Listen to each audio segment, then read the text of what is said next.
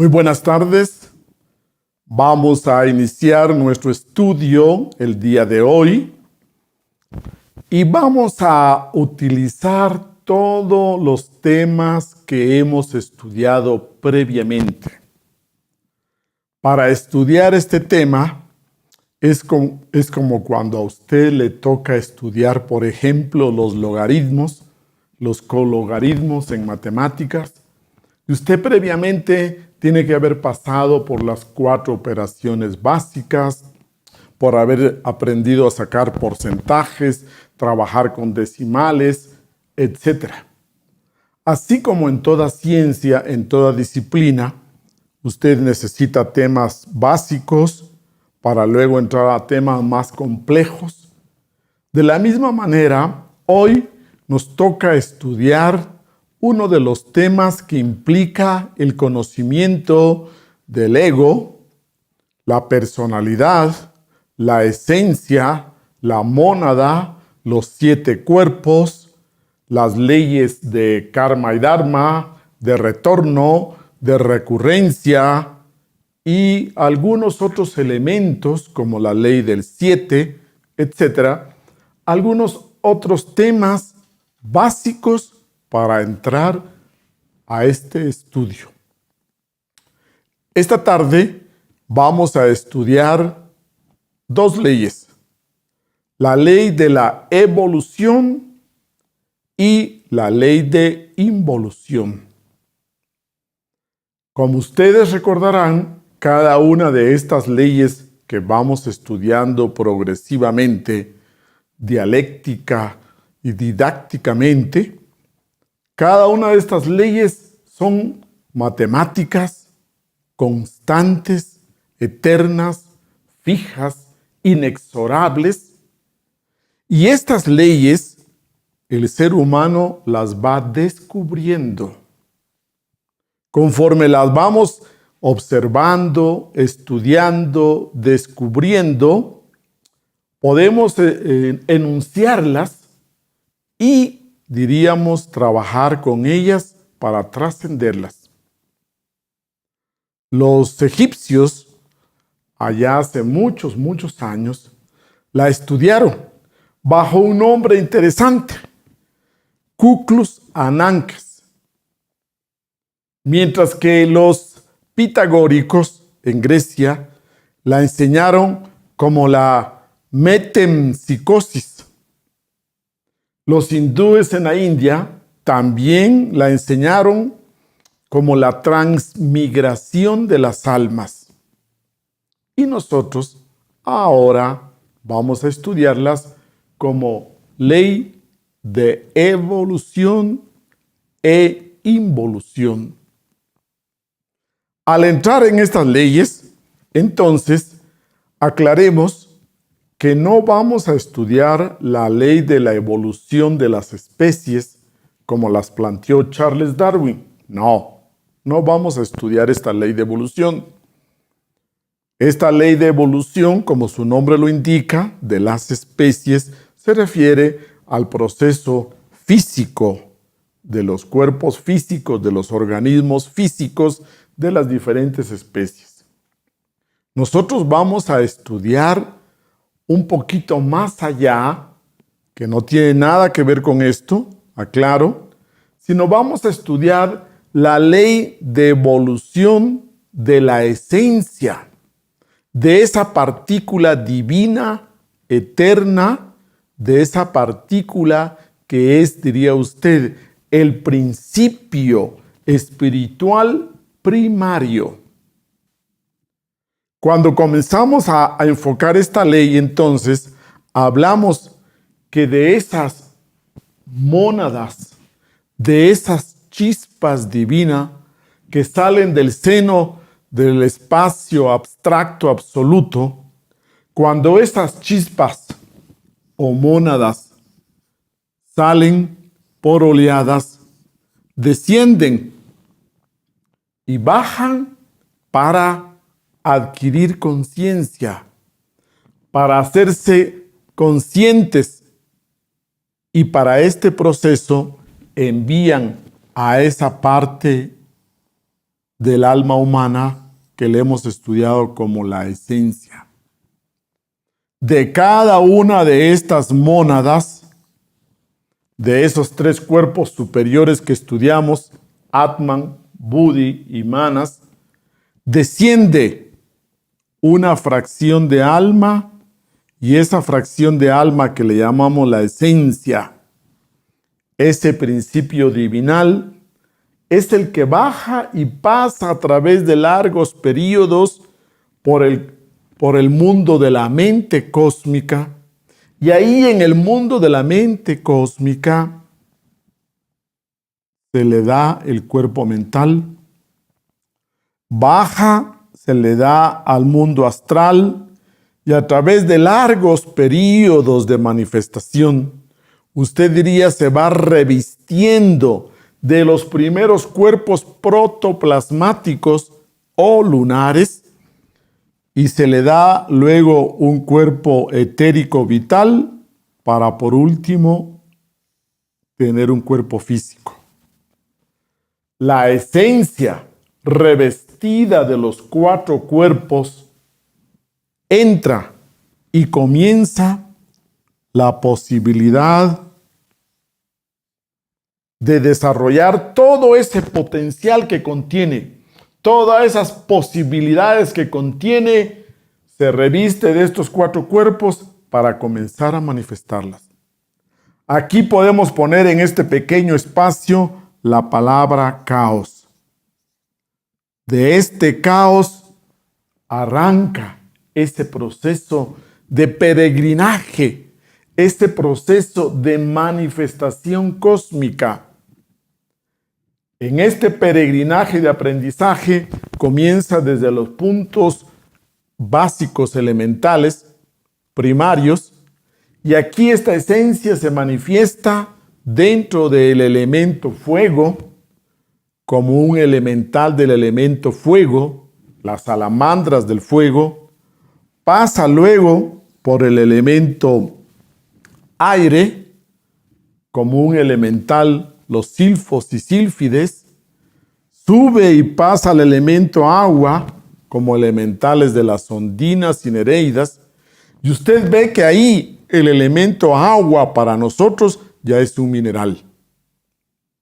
El agua ya es un elemento mineral. Y por último, entra al elemento tierra y aparece ya como un gnomo, un pigmeo, los elementales del elemento tierra. Entra en este proceso evolutivo y entonces decimos que por este lado de este círculo, acá, por la derecha, sube y sube esta primera ley, y hablamos entonces de la ley de evolución. Escribámoslo acá, evolución. La ley de evolución asciende por la derecha, asciende por el costado derecho de este círculo, y a este círculo le vamos a llamar la rueda del samsara, el círculo de la terrible necesidad, la rueda de nacimientos y muertes. Entonces, para que usted tenga una idea completa, aquí vamos a trascender el dogma de la evolución, porque nosotros no podemos concebir que exista solo un ascenso evolutivo, progresivo, y esto sea indefinido.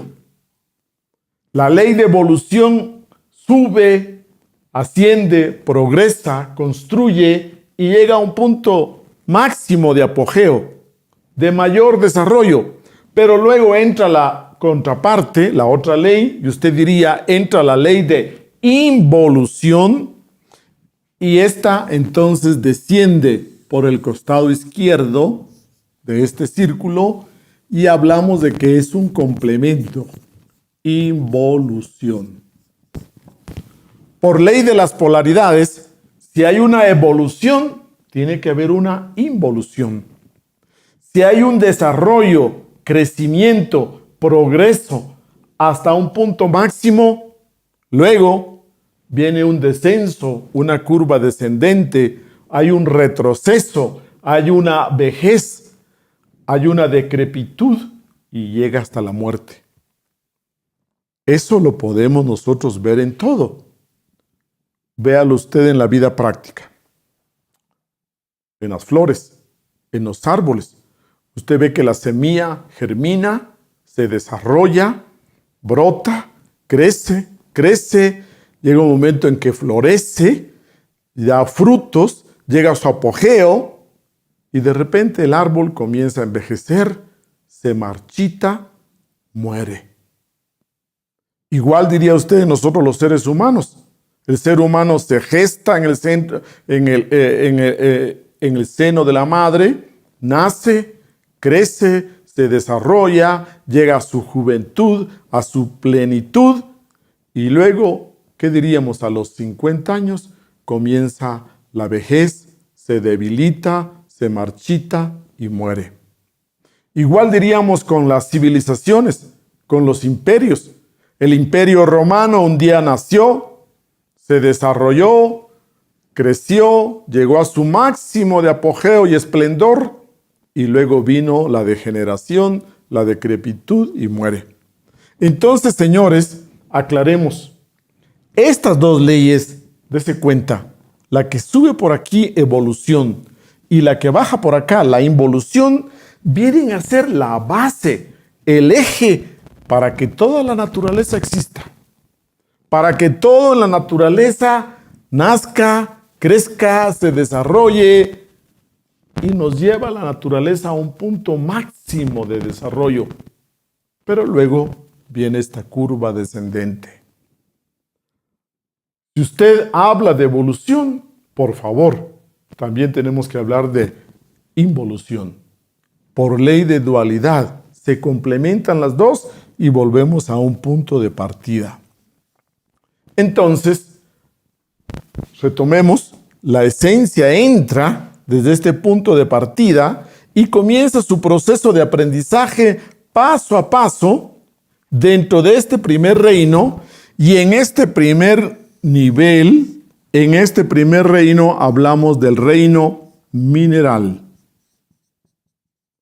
Es decir, que aquí se comienza a manifestar dentro de los 4 elementos. Ya el elemento agua, le llamamos un mineral, elemento tierra, y aquí a través de organismos simples, arenas, arcillas, piedras, mármol, luego vienen piedras ya más valiosas, jade, piedras como el ónix, la turquesa, y luego llegamos a minerales preciosos, metales preciosos, y se complementa.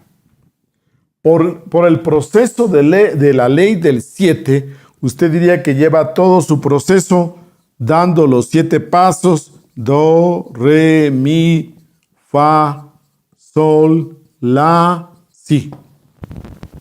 Es un proceso gradual, progresivo. Todos los cuerpos minerales también nacen, crecen, viven y también mueren. Pero en periodos largos. En periodos bien largos diría usted que los metales también mueren, las piedras también mueren. Entonces en este reino mineral se da la primera escuela. La esencia tiene que tomar múltiples cuerpos, infinidad de cuerpos, cientos de cuerpos para pasar por todo este proceso de aprendizaje. Aquí todos estos minerales, diría usted, están subdivididos por familias, y tendríamos la familia de un grupo de esencias que vienen evolucionando de entre los tipos de mármol, las esencias que vienen evolucionando dentro de la piedra pómez, las esencias que vienen evolucionando dentro del jade, las esencias que vienen evolucionando dentro del oro, la plata, el cobre, el zinc, etc. Y aquí todas estas esencias son subdivididas en grupo. Y cada grupo lleva su proceso bajo la dirección de un deva. de un gurú deva, que es un maestro de quinta iniciación de misterios mayores con cuerpo femenino. Todo este proceso evolutivo avanza y cuando ha llegado hasta el final, esa esencia, repito, es revisada y si tiene todos los aprendizajes completos, está lista para ingresar y pasar al siguiente reino. Diríamos que conforme esta esencia pasa por esta escuela, va desarrollando ciertas capacidades. La esencia conformada por sus 4 cuerpos, revestida por esos 4 cuerpos lunares, es lo que llamamos elemental. El elemental se le llama a esa parte interna que posee cada uno de los organismos de la naturaleza.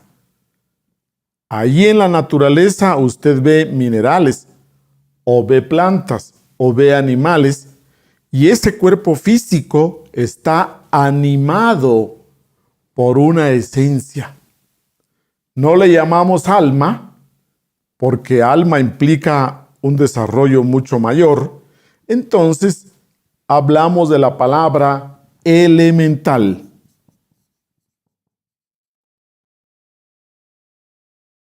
El elemental es esta partícula de esencia divina más los 4 cuerpos, revestida de estos 4 cuerpos.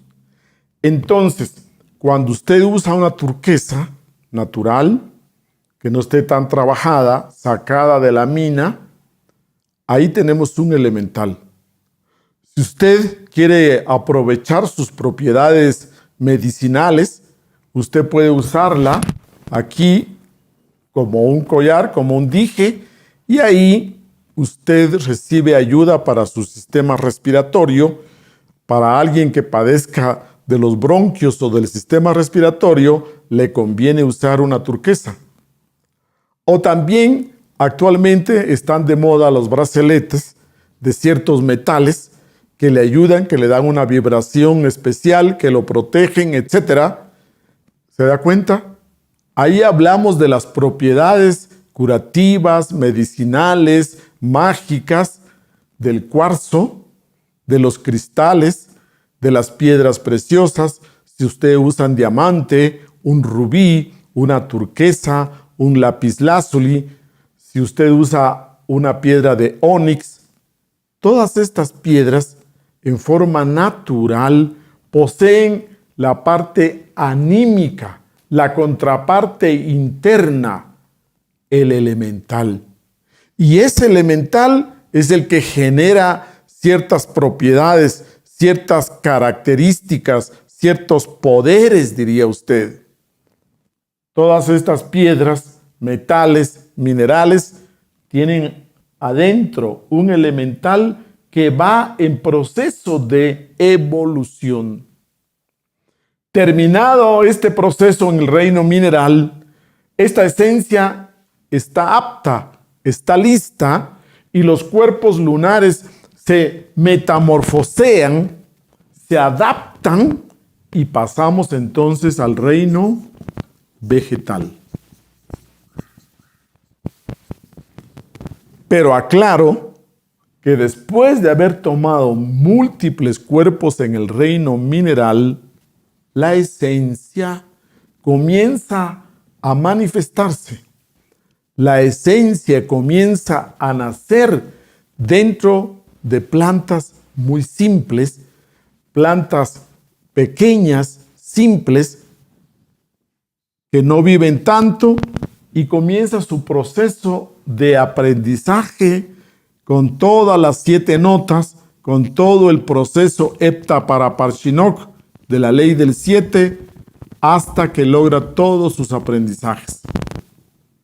Aquí en el reino vegetal, usted diría que ya como que lo sentimos más, porque en la sala, usted, o en la oficina, usted pone una linda planta en una esquina, usted pone una linda begonia en otra esquina, tiene rosas, tiene claveles, diferentes tipos de plantas ornamentales y usted se siente acompañado. Cuando hay una sala, un ambiente, una oficina donde hay plantas, usted siente como que hay vida. Y la fotografía Kirlian nos ha demostrado que las plantas sienten, que las plantas se comunican entre sí, que cuando nosotros les hablamos, nos escuchan, que cuando nosotros las tratamos mal, ellas también se estremecen, que cuando usted toma un machete y comienza a cortarle las ramas, cuando usted con el machete la amaga, la planta igual siente, se estremece. ¿Por qué? Porque ahí hay una esencia evolucionando. En palabras, diríamos un poco comunes, diríamos que las plantas tienen alma. Pero realmente la palabra exacta no sería alma, sino que diríamos la planta tiene un elemental que va a ir desarrollándose, porque todavía no tiene el desarrollo o el nivel para utilizar la palabra alma. Entonces le llamamos un elemental. Imagínese, cuando usted se interna en un bosque, cada planta tiene su elemental. Y estos elementales viven en las plantas, entran y salen, y usted diría que ve un pino, y el alma del pino, el elemental, toma la apariencia de un niño de 10 años, de 12 años, con sus túnicas hasta el suelo, y estos juegan y salen del árbol, y luego corren y se esconden, y ahí atrás del tronco se esconden y sacan la cabeza para ver, y sacan por un lado y por otro, se mueven, y cuando ven que un ser humano se acerca al bosque, cada uno como que ocupa, se mete dentro de su cuerpo. Si nosotros podemos utilizar la clarividencia, podríamos tener la oportunidad de ver que esos bosques están poblados de elementales, que estos elementales son la parte interna de ese cuerpo físico que hablamos de un árbol. Estos elementales son los que tienen ciertas características, capacidades, poderes medicinales, curativos, mágicos, etc. A través de toda la historia, usted habrá conocido que sabemos para qué sirve la raíz de una planta, para qué sirven las semillas de una planta, las flores, los frutos, las hojas, y toda esta medicina que le llamamos natural, naturista, toda esta medicina de hierbas y plantas, ¿cómo surgió? Usted no puede imaginarse que alguien adivinó de que la agüita de manzanilla era buena para el dolor de estómago, de que el eucalipto era bueno para una gripe, para un resfrío. ¿Cómo pudo la gente saber para qué era bueno cada raíz, cada tronco, cada hoja, cada flor, cada fruto? Pues a través del desdoblamiento astral, usted puede entrar en contacto con estos elementales. A través de la clarividencia, usted puede conversar con estos elementales. Y son ellos los que nos han informado desde muchos años para qué sirve cada una de las plantas y para qué sirve cada una de sus partes. Todo ese conocimiento tan antiguo y que ahora va de generación en generación, lógicamente que se ha adquirido a través de esa comunicación, a través de ese contacto con esa parte interna de cada una de las plantas. Detrás entonces de un árbol hay un elemental. Y hay elementales muy poderosos, como por ejemplo el elemental de limón, que imagínense usted, este elemental se ve que tiene una apariencia como de un caballero que aparece hasta con el caballo. Muy poderoso, muy fuerte. El elemental también del penco. Usted conoce el penco. Pues ese elemental tiene la capacidad de cuidar, una propiedad, de salvaguardarla de asalto, de robo, de invasión, etc. Y usted ve que en las líneas divisorias de los terrenos se siembran pencos y pencos. ¿Pero por qué? Porque este elemental tiene una capacidad para cuidar, para proteger, para salvaguardar un territorio. Y así sucesivamente usted puede hacer prácticas. Por ejemplo, si a usted le toca caminar 4 horas, 5 horas por la montaña, pues simplemente encuentre una altamisa y usted le ordena al elemental que le dé mucha vitalidad, corta una ramita, se la pone en el bolsillo y usted aguanta caminar 4 horas, 5 horas, 6 horas con la ayuda de ese elemental. Entonces recuerde, en este lado de la evolución, aquí las plantas tienen un elemental. Y cada una de estas esencias o elementales deja un cuerpo físico y toma otro. Usted diría, crece en un rábano, se desarrolla en el ciclo corto de las legumbres y luego cuando usted saca el rábano, ahí le quita el cuerpo físico al elemental, usted se come el rábano en una ensalada y ese elemental nace de nuevo en una zanahoria. Luego usted se come la zanahoria y vuelve a nacer en un berro. Y luego se come usted el berro y vuelve a nacer en un pino, en un ciprés y cada vez en organismos más complejos, más desarrollados, hasta que por último, cuando ya están las últimas etapas de aprendizaje, toma cuerpo físico en esos árboles gigantes que duran 100 años, 150 años, 200 años. Todas esas coníferas y todos esos grandes árboles tienen esencias que están terminando su aprendizaje dentro del reino vegetal.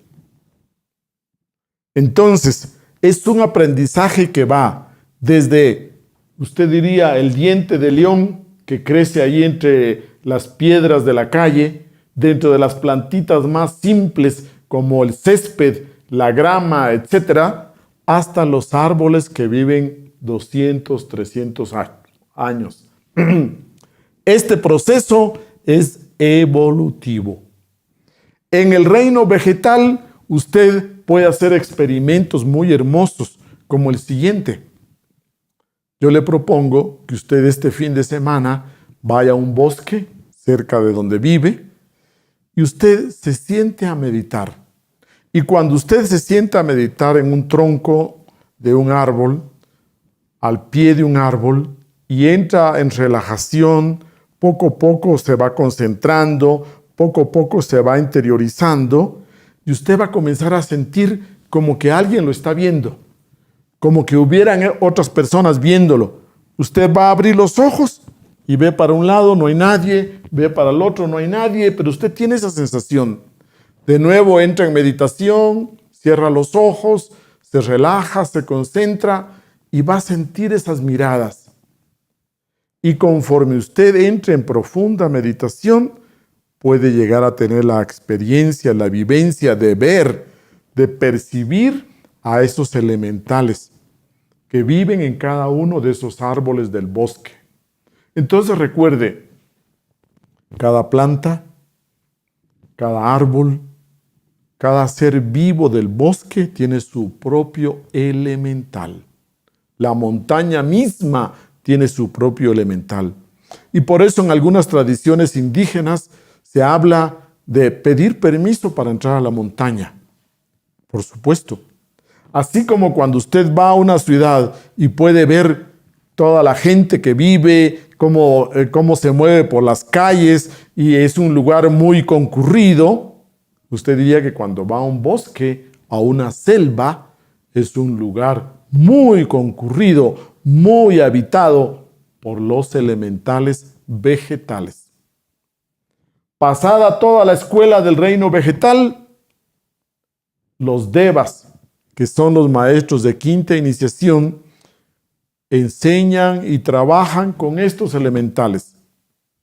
Ellos revisan que este elemental tenga todos los aprendizajes necesarios y entonces está listo para que pase al siguiente reino, al reino animal. Al ingresar entonces al nuevo reino, al reino animal, comienza manifestándose la esencia, toma cuerpos animales dentro de los más simples, más sencillos, como insectos, como cierto tipo de animales muy pequeños, y cada vez va tomando organismos más complejos, más organizados, pasando por todo tipo de animal en el reino, diríamos que le corresponde acá, y va aprendiendo, y cada uno de estos grupos es dirigido por un deva. Igual que en los otros reinos, cada una de las especies forma una familia, la familia de los gatos, la familia de los perros, la familia de los venados, y un deva, un gurú deva, un maestro de quinta iniciación con cuerpo femenino, es el encargado de enseñar, de instruir a estos elementales. Estos elementales se mueven dentro de la cuarta dimensión. Estos elementales habitan el mundo etérico, lo que nosotros conocemos tradicionalmente como el Edén, la cuarta dimensión que ya hemos estudiado. Ahí habitan estos elementales. Y estos gurú devas tienen unos templos, unos castillos hermosos, donde se reúnen con todos los elementales y ahí ellos les enseñan. Entonces usted diría que mientras que su gato ahí en la casa duerme, su elemental asiste a esos lugares donde se reúnen todos los elementales de los gatos y reciben la instrucción, las enseñanzas de ese gurú deva. Igual diría usted que los delfines, ahí en el fondo del mar, también sus elementales dentro de la cuarta dimensión se reúnen en grupos y son dirigidos, instruidos por el elemental, por el deva encargado de impartir esa instrucción. Cuando muere un perro, diría usted, ese deva, ese gurú deva, siente como cuando usted se arranca un pelo. Así como cuando usted se arranca un vello del cuerpo, del brazo, así, cada vez que desencarna un venado, cada vez que pierde cuerpo físico un venado, el gurú deva encargado de ese grupo, de esa familia, siente una sensación de esas. Conforme avanza, poco a poco va teniendo todos los aprendizajes y por último llega al grupo de los mamíferos, que son los más evolucionados. Llega al grupo de las grandes aves también, que son las más evolucionadas. Y algo interesante es que cada esencia lleva su proceso de evolución dentro de su rayo. Las esencias que pertenecen al rayo de Mercurio se manifiestan solo dentro de minerales mercurianos, vegetales mercurianos, animales mercurianos y solo dentro de esa línea. Las esencias que pertenecen al rayo de Venus será a través de minerales venusinos, vegetales venusinos, animales venusinos. Así diría usted que van evolucionando, no en todas las especies, minerales, vegetales y animales, sino que dentro de su propio rayo. Y este rayo nos acompaña aún en el siguiente estado. Pero recuerde, toda la naturaleza está organizado. Todo va girando organizadamente. Entonces, la esencia, repito, pasa por todos los aprendizajes del mineral. Luego la esencia toma múltiples cuerpos vegetales. Luego la esencia sube y toma cuerpos animales. Cuando usted tiene sus mascotas y todos aquellos que aman a una mascota conocen muy bien qué tan inteligente, qué tan cariñoso, qué tan perceptivo es la mascota, que antes de que uno llegue a la casa, el perro ya se acerca a la puerta, el perro mueve la cola, puede ser que emita ciertos sonidos y tiene ciertas percepciones. Los animales evolutivos llevan adentro una esencia que va evolucionando, tienen su propio elemental. A través de la clarividencia, usted puede tener la vivencia, la experiencia de esto. El venerable maestro Samael Aun Weor nos deja una experiencia muy bonita cuando él dice que comenzó a practicar el desdoblamiento astral con un gato, con su mascota. Y así como cuando usted quiere dormirse acompañado de su gato, y él eligió, porque se dio cuenta que tenía más fuerza, un gato de color negro. Y esa mascota, él la utilizó, se relajó, entró en meditación y comenzó a hacer su práctica de desdoblamiento astral. ¿Y cuál fue su sorpresa? Que al ver al elemental del gato, encontró que era un hombre bien alto, bien grande, tan grande que le colgaban los pies fuera de la cama, más largo que la cama misma, y que este elemental al principio lo sorprendió, se asustó y hasta volvió al cuerpo físico despertándose, pero hizo la práctica de nuevo y ya preparado, y volvió a encontrarse con este elemental. Y este elemental del gato se paró de la cama, lo ayudó a salir bien en astral y lo sacó para llevárselo hasta el centro de la Ciudad de México. Y ahí sigue el experimento del maestro Samael con unas sorpresas muy interesantes de cómo el elemental del gato le ayudó a esa práctica, a ese viaje en astral. Entonces usted diría que hay plantas que usted conoce, por ejemplo, poderosas como la ruda. Usted conoce plantas como la sábila, que la gente la cuelga en las esquinas, en las tiendas, en los almacenes. Usted ve que hay plantas que hay personas que cuelgan la sábila. ¿Por qué? Porque esa planta de la sábila vista internamente en el mundo astral es como una luz, es como un reflector, ilumina bastante. Es una planta que proyecta mucha claridad, mucha luz en lo interno. Entonces, la gente se siente muy bien con esta planta y como que le da una buena vibración, aunque no alcanzamos a verla así a simple vista, y al hacer la investigación en lo interno, vemos que la sábila produce mucha luz astral, ahí en el mundo astral. Así es como usted puede utilizar los elementales del reino animal, del reino vegetal y del reino mineral. Recuerde, estos evolutivamente tienen ciertas capacidades.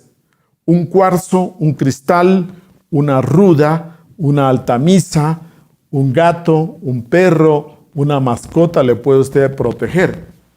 Aquí en el reino animal usted ve, por ejemplo, el simbolismo de la paloma blanca que representa al Espíritu Santo. Usted ve el simbolismo del león, que el león representa la justicia divina. Usted ve el simbolismo del búho, que representa la sabiduría. Usted ve el simbolismo de la serpiente, que hasta Jesús, el Cristo, la utilizó cuando él en el Evangelio dijo: sed tan sabios como la serpiente. Igual la serpiente que estaba en la caña de Moisés, allá que sanaba a los israelitas al cruzar el desierto. Entonces, en algunos escudos, algunas religiones utilizan símbolos de animales evolutivos. Ojo, el león es un animal evolutivo, la paloma es un animal evolutivo, la serpiente es un animal evolutivo. ahí va una esencia desarrollándose, evolucionando, aprendiendo. Cuando ya llega a su última existencia dentro del reino animal, ese animal, como ha pasado muchas veces, muere, la esencia sale libre, es revisada por los gurudevas y la revisan muy bien y está lista para ingresar al siguiente reino. Entra al siguiente reino y aquí encontramos nosotros el cuarto reino, el reino humano. Por primera vez, esta esencia va a tomar un cuerpo como ser humano. Esta esencia, por primera vez, en una sociedad muy simple, diría usted, allá en una tribu pequeña, en el fondo de la selva, en el fondo de un bosque, allí en el seno de la naturaleza, comenzamos a tomar nuestros primeros cuerpos como seres humanos. Este primer cuerpo, estudiándolo, es muy particular, es como más fuerte para vivir ahí en el seno de la naturaleza. Y las primeras vidas las vamos tomando entonces en sociedades, en grupos humanos muy simples. Pasan algunas vidas antes de que nosotros nos guste, querramos o nazcamos dentro de una ciudad ya muy organizada. Cuando comenzamos aquí en el reino humano, por primera vez, disfrutamos del libre albedrío, de la libertad. Pero lógicamente que esta esencia trae bastante inocencia, diría usted, una inocencia supina, una ignorancia, una inexperiencia, es inexperto y por primera vez tiene libre albedrío y cae en errores, comete errores y comienza a formar el ego. Dese cuenta que aquí los animales no tienen ego. Los animales, por lo tanto, no tienen karma. ¿Y por qué? Porque no tienen libre albedrío. Entonces recuerde, el karma lo crea el ego. Y el ego lo creamos porque tenemos libre albedrío. Pero en ninguno de estos reinos tenemos libre albedrío y por lo tanto en estos reinos no hay ego, no hay error y por lo tanto tampoco hay karma. Las leyes mecánicas, las leyes del ego comienzan a funcionar aquí en el reino humano porque aquí ya comienza a funcionar, a crearse el ego. Pero sin libre albedrío no podría crearse el ego. Entonces que quede esto muy bien claro. Los animales no tienen ego, tampoco tienen karma. Los vegetales no tienen ego, tampoco tienen karma y los minerales tampoco. Muy bien.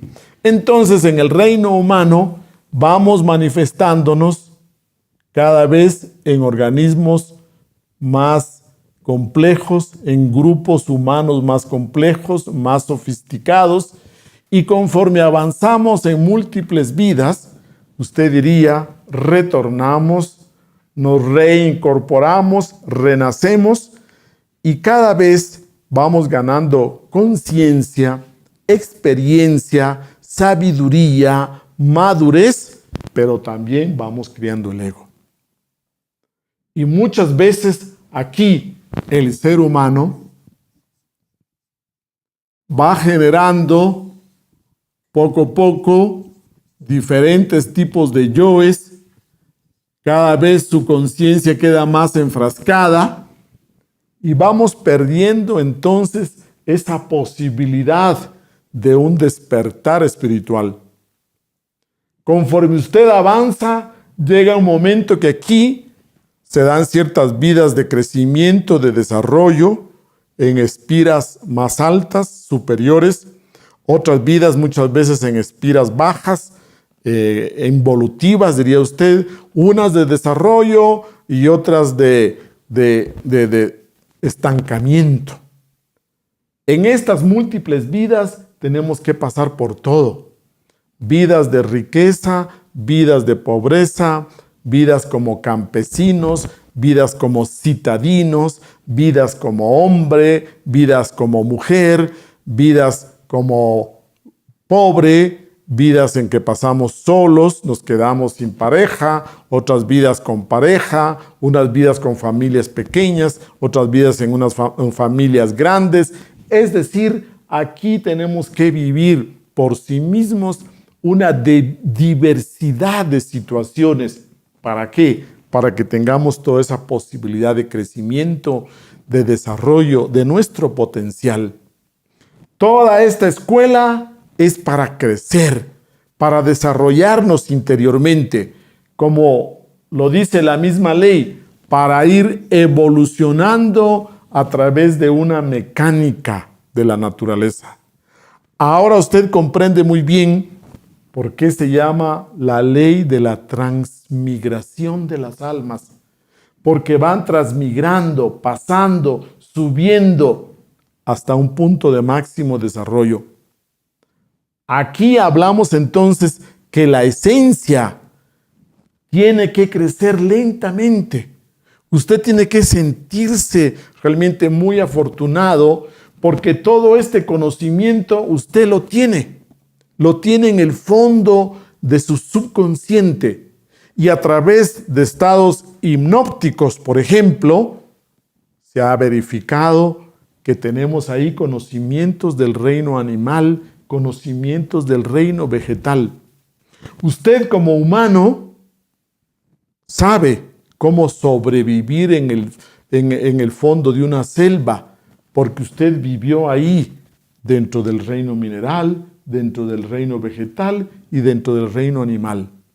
Toda esta sabiduría está contenida en su subconsciente. Y algo muy interesante, vea, aquí dijimos que los cuerpos lunares se metamorfosean, se van adaptando, se van transformando conforme avanza en cada reino. Cuando llegamos al reino humano, se metamorfosean los cuerpos de nuevo y estos cuerpos lunares protoplasmáticos que tenemos, ese germen de cuerpos internos, es el fruto de todo este proceso de evolución. Este elemental del reino mineral, elemental del reino vegetal, elemental del reino animal, cuando llegamos al reino humano, ¿sabe cómo le llamamos? Ese elemental continúa con nosotros. ¿Y sabe qué nombre le ha puesto la religión? Le ha puesto el ángel de la guarda. Su ángel de la guarda es real, lo acompaña a usted y es el mismo elemental que ha pasado por todo este proceso. Él lo cuida, él lo protege porque tiene toda la sabiduría de vivir ahí en el seno de la naturaleza. Otro punto importante que tenemos que mencionar es que hemos dicho que todos estos elementales se subdividen en familias, que cada familia está dirigido por un deva, un gurudeva que los instruye. Pero resulta que todos estos gurudevas tienen también un jefe supremo. ¿Sabe usted quién es el jefe supremo? Es a quien nosotros conocemos como el Señor Jehová. Ahora usted va a entender por qué en el Génesis, en la Biblia, dice que Jehová Dios creó a todos los peces del mar, a todos los animales, a toda planta, a todo ser viviente en la naturaleza. Pero no solo es un hecho histórico, sigue pasando, sigue sucediendo ahora todavía. Él, diría usted, como eje, dirige a todos los devas y los devas dirigen a estos elementales. Entonces, toda esta naturaleza se sostiene y sigue multiplicándose bajo la dirección de ese gran ser, el Señor Jehová, porque Él dirige a todos estos devas. Este punto es muy importante. Muy bien, avancemos entonces y en el reino humano resulta que conforme pasan las vidas vamos generando más ego, y conforme generamos más ego, usted sabe que entran todas las leyes de karma, dharma, retorno, recurrencia, y es aquí, en el reino humano, donde se dan esas leyes. Repito, dentro de este segmento del reino humano se da la ley del retorno, la ley de recurrencia, karma y dharma, todas estas leyes que hemos estudiado. Llega un momento en que estas múltiples vidas se van agotando, las vamos agotando, y hay un máximo. Aquí tenemos nosotros 108 vidas. Y este número es importante. 108 existencias como seres humanos. Pero este número lo encontramos en muchas citas de libros sagrados. Por ejemplo, 108 cuentas tiene el collar del Buda. 108 vueltas también el Brahman hindú, el sacerdote brahmánico, en su ritual le da 108 vueltas a la vaca sagrada, que es la naturaleza. La vaca sagrada que simboliza a la madre naturaleza, le da 108 vueltas. Y al final toma la cola y la sumerge en un vaso de agua y se bebe el agua. Muy simbólico. Ustedes lo van a ver. Y este 108, si usted lo suma cabalísticamente, usted diría 1 más 0 más 8. Esto da 1 más 0 más 8 igual 9. Pero en el Apocalipsis, ahí en el versículo que usted encuentra del Apocalipsis, se habla de que 144,000 serán los salvados. Si usted suma este número, 144,000 sería 1 más 4 más 4 más 0 más 0 más 0 igual 9. Resulta entonces que este número cabalístico de 108 vidas nos está dando una enseñanza, que si usted quiere trascender este círculo vicioso, si usted quiere salir de este círculo vicioso de la eterna necesidad de nacimientos y muertes, la rueda del samsara, tiene que conocer las enseñanzas del número 9. Tiene que bajar al trabajo en la novena esfera. Tiene que saber y conocer el trabajo sexual, el tantra, para crear los cuerpos internos. Para usted poder salir de este círculo, tiene que crear esos 7 cuerpos internos y tiene que eliminar el ego a través de un trabajo de meditación, de autoobservación, a través del trabajo tántrico blanco, para eliminar el ego y crear los cuerpos. Con el trabajo, con el número 9, usted diría, rompe, trasciende. De lo contrario, si usted no logra trascender, superar este círculo vicioso, entonces entra la ley de involución. La ley de involución implica que ahora, llegado al punto máximo, toca descender. Entra esta ley, inevitablemente. A mí no me gustaría envejecer. A mí no me gustaría debilitarme. A mí quizás no me gustaría morir. Pero es una ley. Llega a un punto máximo y luego involuciona. Entonces, usted se puede dar cuenta con algunos ejemplos. Pongamos un ejemplo extremo. Usted ha visto a la gente que se entrega al vicio del alcoholismo. Usted ha visto que beben y llega un momento en que solo viven para beber, abandonan el trabajo, abandonan la familia, comienzan a pedir caridad por las calles y todo lo que reciben es solo para beber, beber, y llega un momento en que se destruyen a sí mismos y produce una cirrosis, mueren con tuberculosis allá en la calle y finalmente desencarnan. El ego, cuando ya nosotros no podemos controlarlo, cuando el ego sale de control, llega un momento en que se destruye completamente el cuerpo físico. Pues es un proceso similar. Cuando llegamos a las últimas existencias o las últimas existencias, realmente ya sentimos hasta diría usted, adversidad, fobia, bronca con el cuerpo físico. Queremos tocar fondo y bajo cualquier tipo de degeneración, de perversión, cualquier tipo de vicio, quizás nos prostituimos, caemos en alcoholismo, drogadicción, quizás nos metalizamos y nos volvemos personas muy ambiciosas, codiciosas, avarientas, tacañas, excesivamente, diría usted, caemos en avaricia y entramos en un proceso de involución. Se terminan las 108 existencias y entonces comienza la involución. Esta tiene dos manifestaciones. La manifestación física externa es que la esencia ahora, con todo este ego, comienza a manifestarse en organismos animales.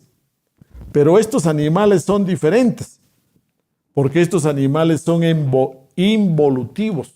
Y estos animales involutivos, como por ejemplo el cerdo, no va una esencia ahí involucionando, sino que en un cerdo va el ego de alguien que terminó sus 108 vidas, se manifiesta ahí. Usted diría que todos los monos, simios, changos, orangutanes, chimpancés, etcétera, son la manifestación de yoes humanos que están ahí en involución. Vaya usted a un zoológico, párese frente a una jaula de monos y comience a observar a esos gorilas, a esos orangutanes, y usted al principio le parecen chistosos, le parecen muy atractivos, pero conforme usted se queda viéndolos, usted va a comenzar a sentir una tristeza, va a comenzar a sentirse incómodo ante esos monos. ¿Por qué? Porque ahí van involucionando partes, desechos del reino humano. No diríamos que el hombre viene del mono, sino al contrario, los monos son subproductos del ser humano. En los monos va involucionando el ego de humanos que terminaron su ciclo de 108 vidas. También en cerdos.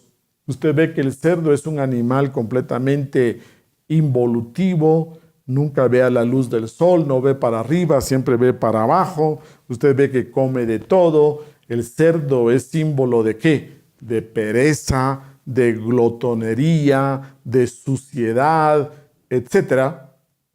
Y ninguna cultura antigua, ni los hindúes comen cerdo, ni los tibetanos comen cerdo, ni los musulmanes comen cerdo, ni los judíos comen cerdo, porque es un animal completamente involutivo. Cuando usted ve una paila de fritada que está hirviendo, cuando usted ve cualquier comida de cerdo que se está preparando, clarividentemente se puede ver todas las larvas y todas las sustancias involutivas que se desprenden de ahí, porque ahí van ciertos yoes involucionando. Las ratas también son animales involutivos, las hormigas son animales involutivos, y usted no encontrará ningún símbolo de ningún escudo, ni en ninguna religión encontrará que se utilizan símbolos de animales involutivos. No confunda, unos son los animales evolutivos y otros son los involutivos. Luego esta esencia desciende, continúa y ahora después de múltiples cuerpos, después de miles de años, entra al reino vegetal y toma cuerpos vegetales involutivos, como por ejemplo las plantas carnívoras, algunas de las plantas parásitas, etcétera, y toma múltiples cuerpos por el reino vegetal. Continúa su descenso a través de múltiples cuerpos, a través de cientos de años y comienza a entrar entre minerales involutivos. Muchos de esos minerales que, por ejemplo, los conocemos porque después de explosiones atómicas de pruebas, se conocen que surgen otros elementos completamente como el americio, algunas sustancias muy tóxicas para el ser humano.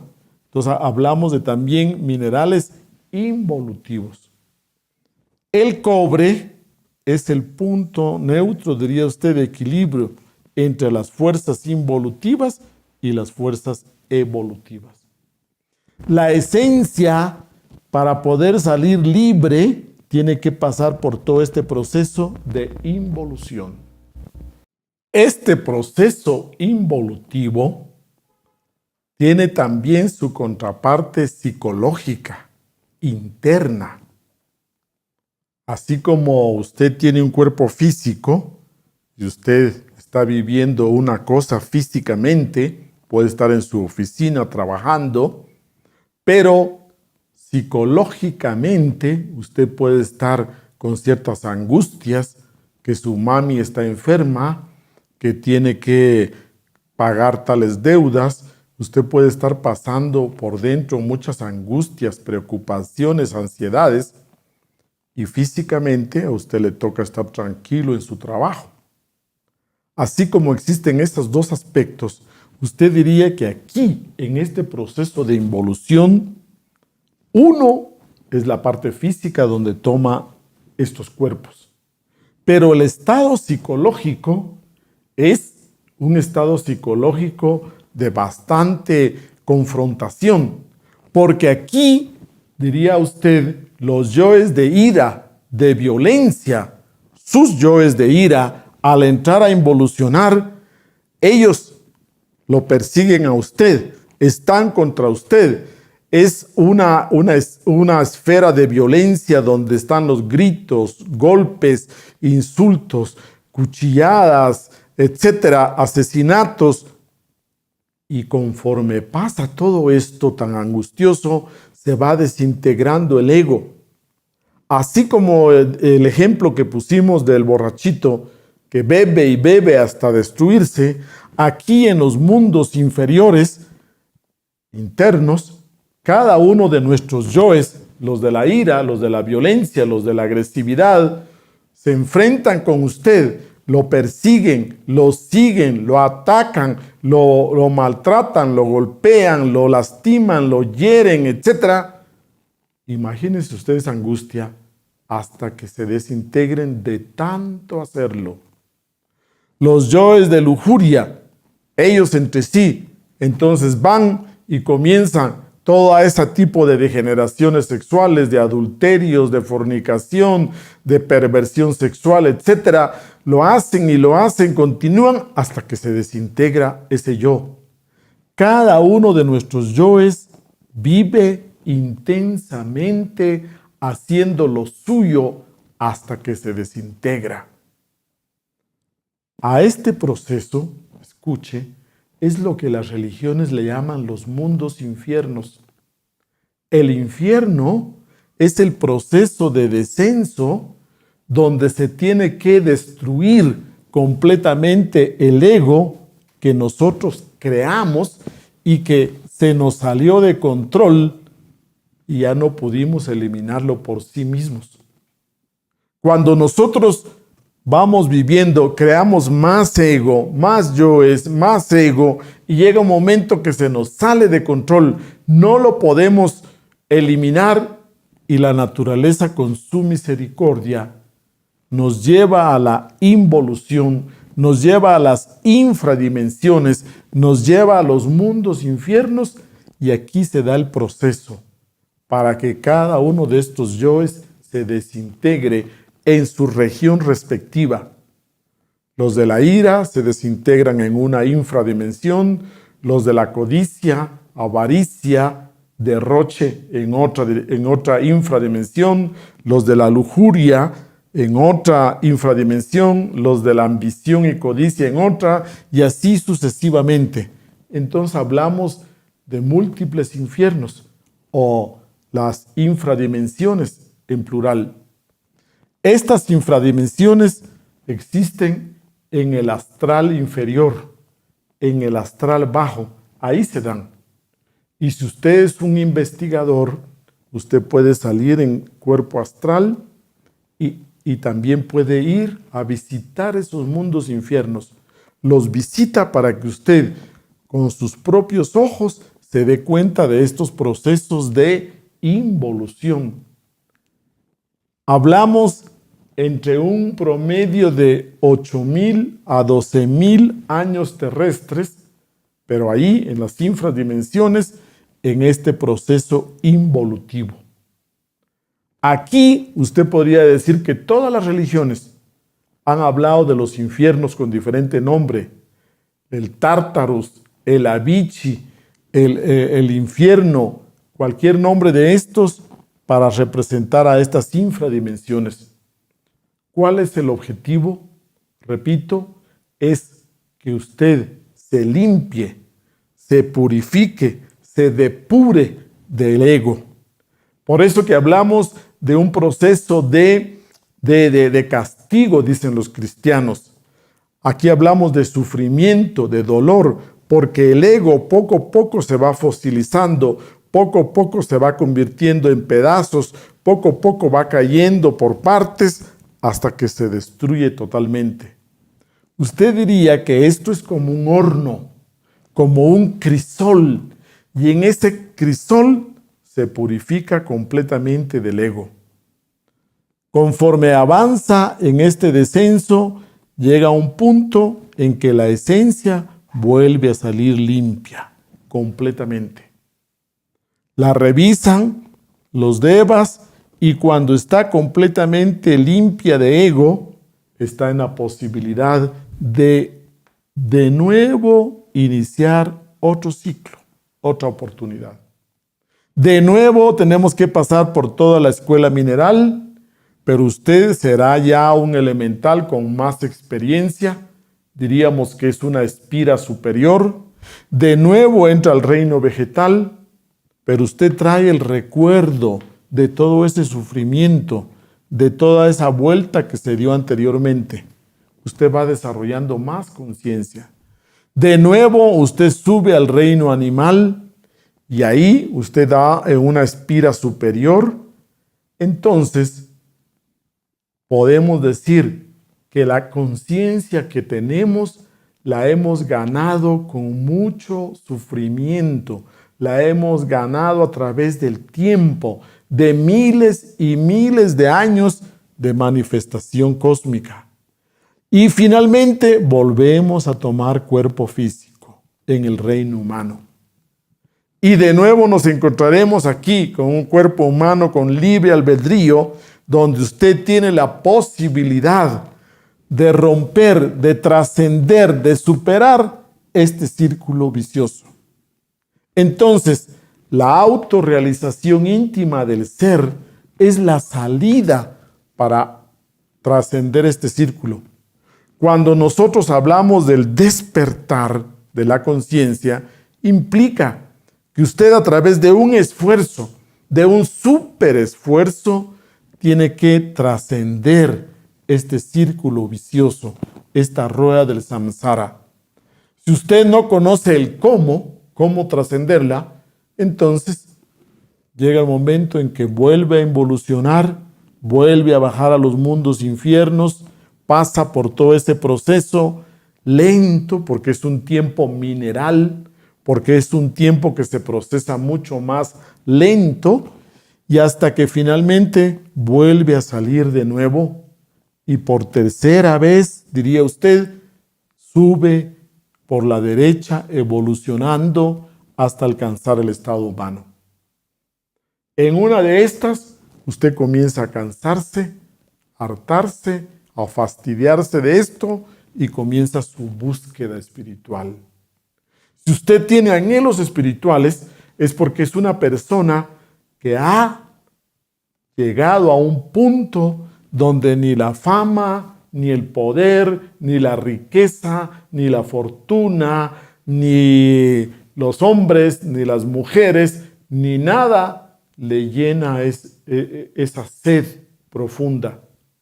Poco a poco usted se va dando cuenta que aparece un anhelo de liberarse de este círculo vicioso. Y cuando usted siente ese vacío, esa soledad, cuando usted siente esos anhelos de quererse unir a su ser espiritual, a su ser esencial, o como lo dicen las religiones, cuando usted siente ese amor hacia su ser, amor a Dios, que es el primer mandamiento, entonces usted comienza a trabajar para salir. ¿Cuál es el trabajo que usted tiene que hacer? Para nosotros lo sintetizamos en 3 aspectos bien definidos. Usted primero tiene que crear lo que le falta. ¿Qué es lo que le falta? Crear los cuerpos solares. Los cuerpos internos solares. ¿Qué es lo que le sobra? Lo que le sobra es el ego. Entonces tiene que trabajar en eliminar el ego. Para rescatar esa esencia que se encuentra ahí enfrascada. Un ejemplo. ¿Dónde se encuentran los tesoros? Los tesoros generalmente están bien enterrados. ¿Dónde se encuentra su tesoro? Su tesoro está bien enterrado en el fondo del ego. ¿Y qué es lo que tiene usted que salvar? Esa esencia divina. Entonces, su tesoro, su esencia, tiene que rescatarla de esas profundidades del ego. Ese es el segundo trabajo que tenemos. Entonces, recuerde, usted tiene que saber el cómo trasciende la rueda del samsara. Recordemos que la frase esta, la naturaleza no da saltos, tenemos que entenderla de que esta rueda gira de esta manera. Mineral, vegetal, animal, humano. Usted no puede, diría, regresar, retroceder aquí. No. Tenemos que comprender muy bien entonces que si decimos la naturaleza no da saltos, cuando nosotros estamos en el reino humano, son 108 existencias como seres humanos, corridas, de una. Terminada las 108 existencias, entonces tenemos que continuar y bajamos por este costado izquierdo, involucionando en el reino animal, en animales involutivos.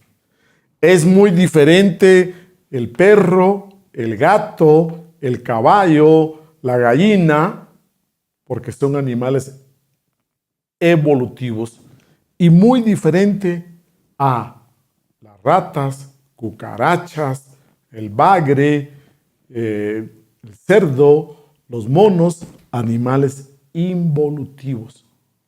La naturaleza no da saltos. Recuerde, esta rueda del samsara gira y gira eternamente.